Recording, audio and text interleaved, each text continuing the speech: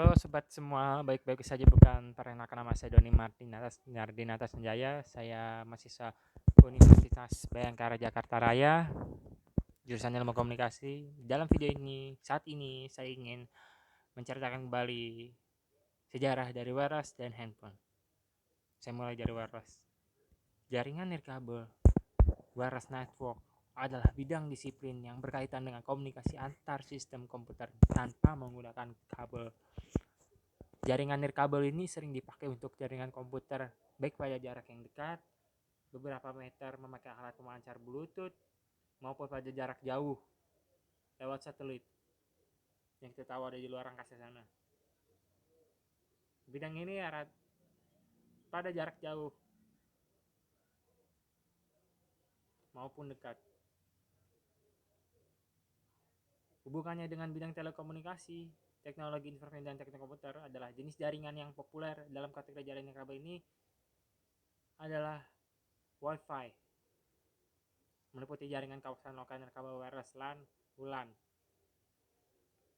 Jaringan nirkabel biasanya menghubungkan satu sistem komputer dengan sistem yang lain dengan menggunakan beberapa macam media transmisi tanpa kabel seperti gelombang radio, gelombang mikro maupun cahaya inframerah yang biasa kita pakai untuk menyalakan mematikan televisi. Inframerah itu berada di ujung yang berbentuk bulat. Itu dia. Next, pada tahun 1970, Norman Abrahamson, seorang profesor di University of Hawaii, mengembangkan komputer pertama di dunia dengan jaringan komunikasi LoRaWAN menggunakan biaya rendah seperti ham radio. James Clerk Maxwell developed theory of electromagnetism di tahun 1873. Annie Hertz discover radio waves di tahun 1886, dan di tahun 1861 Nikola Tesla mendemonstrasikan radio nirkabel yang berfungsi dalam ceramah dan pada saat itu juga di publik ST Louis Missouri mengetahui itu karena publikasi demonstrasi itu. 2 tahun kemudian pada tahun 1896 siaran komersial pada 2 November 1920 oleh Facebook KDA Session dan 1939 Canada National Broadcast atau CBC menyiarkan radio untuk pertama kali dan didengarkan oleh banyak orang. Tahun 1933 Edwin Armstrong mengembangkan frekuensi modulasi atau FM dan selanjutnya di-compare dengan amplitude modulation, dan pada saat 1840 frekuensi radio di angka 42 ke 50 dan dipindahkan naik ke angka 18 sampai 108 MHz. Tapi pada saat itu belum langsung berkata kita sekarang itu enak dengarkannya. Pada saat itu masalah terus datang seperti masalah yang dihadapi radio adalah kualitas mobil yang buruk. Mobil itu maksudnya penggerak radio itu diakibatkan oleh gangguan statik dan gelombang langit. Yang kita tahu sekarang listrik di bawah laut saja itu sudah bisa nyala dengan kabel yang tebal di laut sana.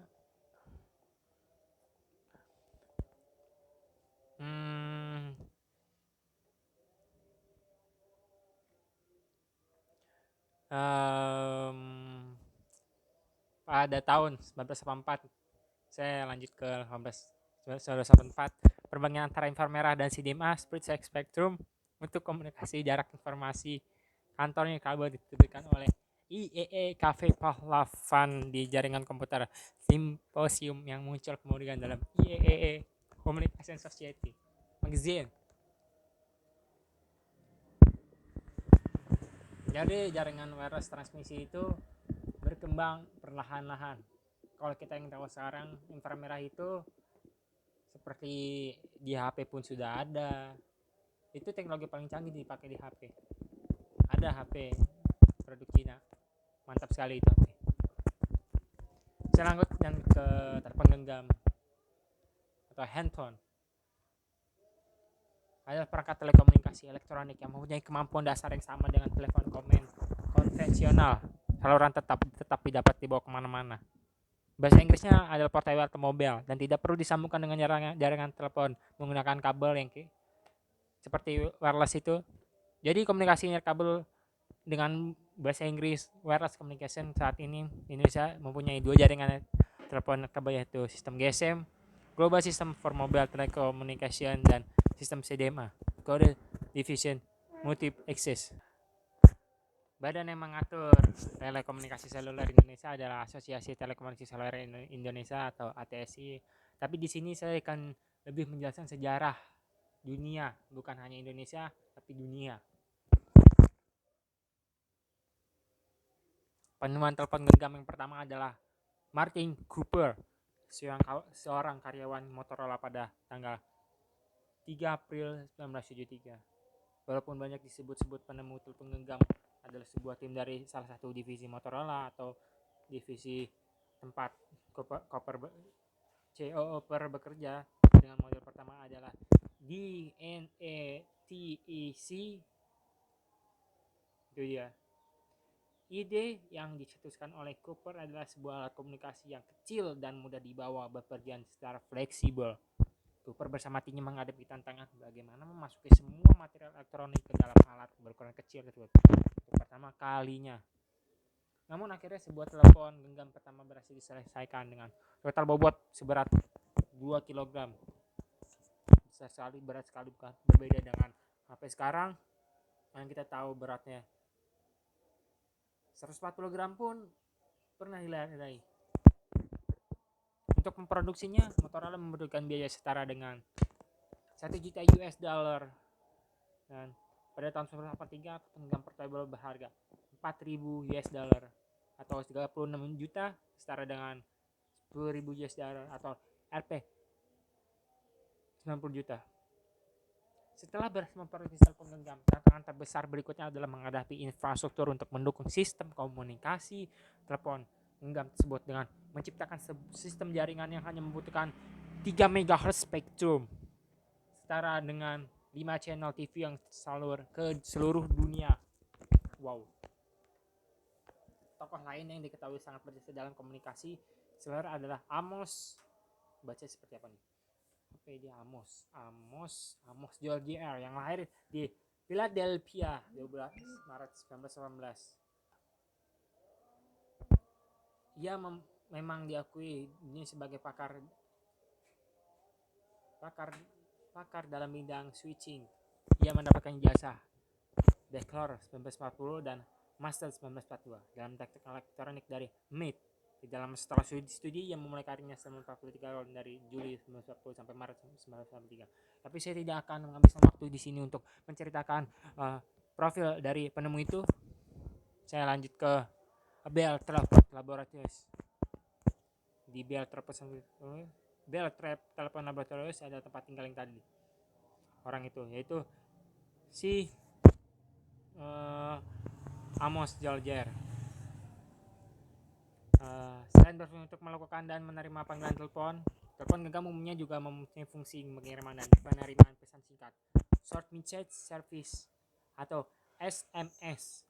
Ada pula penyedia jasa telepon genggam di beberapa negara yang menyediakan layanan generasi ketiga atau 3G dengan menanamkan jasa video call sebagai alat pembayaran maupun untuk televisi online di telepon genggam mereka. Sekarang telepon genggam menjadi gadget yang multifungsi, mengikuti perkembangan teknologi digital. Kini telepon genggam juga dilengkapi dengan berbagai fitur seperti bisa menangkap siaran radio dan televisi, perangkat perunak pemutar audio seperti yang tadi, wireless transmisi, sejarah pertama bagaimana radio itu terbentuk, bagaimana kita dapat berkomunikasi tanpa harus menggunakan kabel, tanpa bertemu langsung dengan orang itu. Satu pulau ke pulau lain pun kita bisa mengobrol dengan orang jauh. Jadi seperti itu sejarah dari wireless dan handphone. Maaf terganggu oleh suara azan. Saya di sini pamit undur diri. Kalau ada kurang dan salahnya mohon dimaafkan. Saya pribadi adalah manusia biasa. Saya ucapkan salam sejahtera untuk kalian semua. Bye bye. See you next time, bro.